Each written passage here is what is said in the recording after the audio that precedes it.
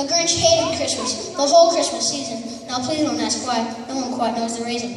But I think that the most likely reason of all may have been that his heart was 2 sizes too small. And But whatever the reason, his heart or his shoes, he stood there on Christmas Eve hating the Who's. And they're hating their stockings. Tomorrow's Christmas is practically here.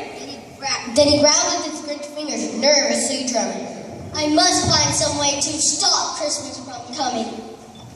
For tomorrow's new. All the Who children awake bright and early, they rush for their toys and then... Oh, the noise, noise. That's one thing he hated, the noise. Noise. Then the Who's young and old would sit down to a feast. Feast.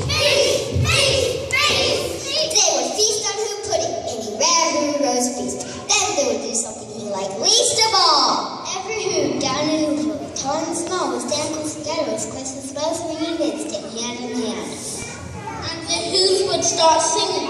Sing.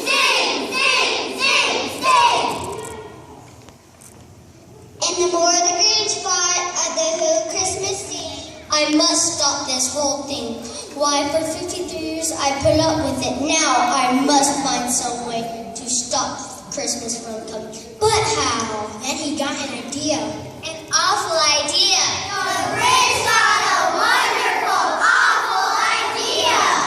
I know just what to do. And he made a quick Santa Claus hat and a coat.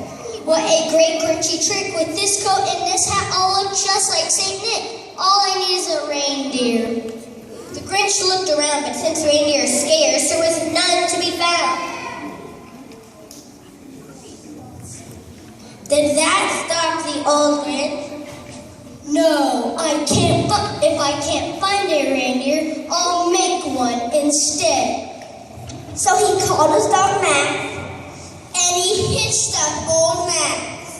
and the sleigh started down toward the homes where the Who's lay snooze in their town. All their windows were dark. Quiet snow filled the air.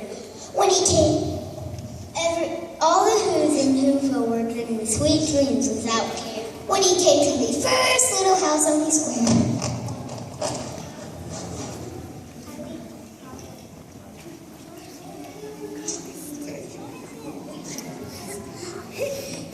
Then he slid down the chimney, a rather tight pinch. But if Santa could do it, then so could the Grinch. then he flew where the little Who stockings all hang up in one row. These stockings are the first things to go. He slithered and slunk with a smile most pleasant. Around the whole room, he took every present. Then the Grinch very nimbly stuffed all the bags one by one up the chimney. He cleaned out that icebox as quick as a flash. Why, that Grinch even took the last can of Who hats. Then the Grinch stuffed all the food up the chimney with glee. You're a mean one, Mr. Grinch. You're a mean one, Mr. Grinch.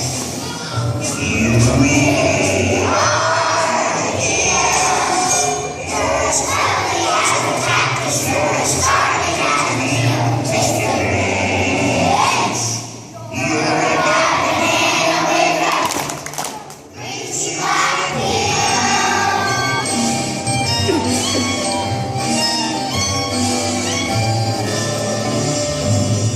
You're a monster, Mr. Grinch. You're rotten and evil. Your brain is full of spiders. You've got garlic in your soul, Mr. Grinch. I will protect you with You're fine, Mr. Grinch. You have termites in your smile. You have all the tender sweetness of a seasick crocodile, Mr. Grinch. Given the choice between the two, I'll take the seasick crocodile. You're a foul one, Mr. Grinch. You're a nasty, nasty stuff. Mr. Grinch. The three words that best describe you are as follows, and I quote, shake, shake, shake.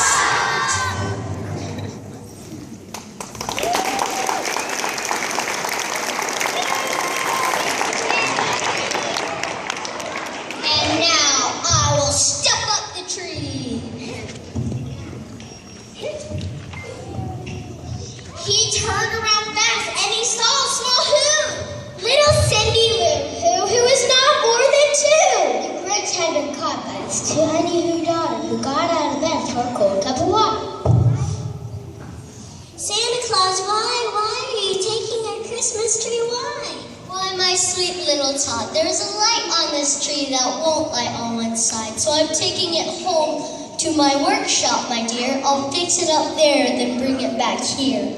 That's faithful the child. Then he patted her head and got her a drink and sent her to bed.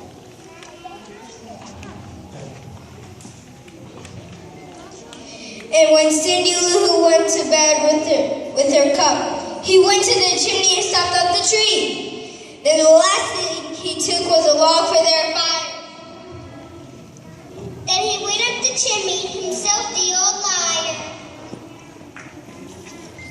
On the walls he left nothing but hooks and some wire. It was 1:15. All the Who's still abed. All the Who's still snooze. When he packed up his lead, up the side of Mount Crumpet, he rode with his load to the tin top to dump it.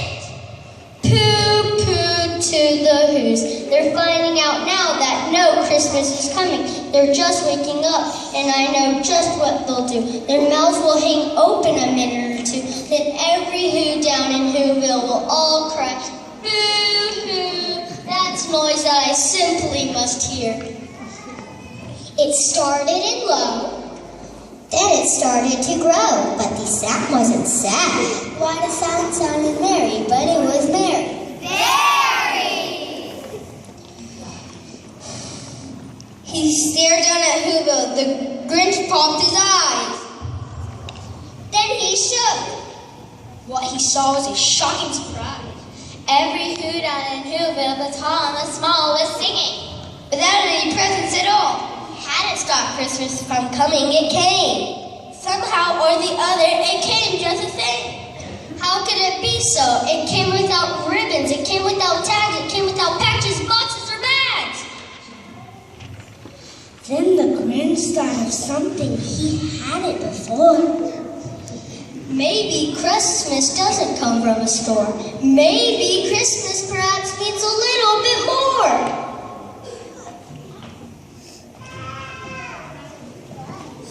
And what happened then?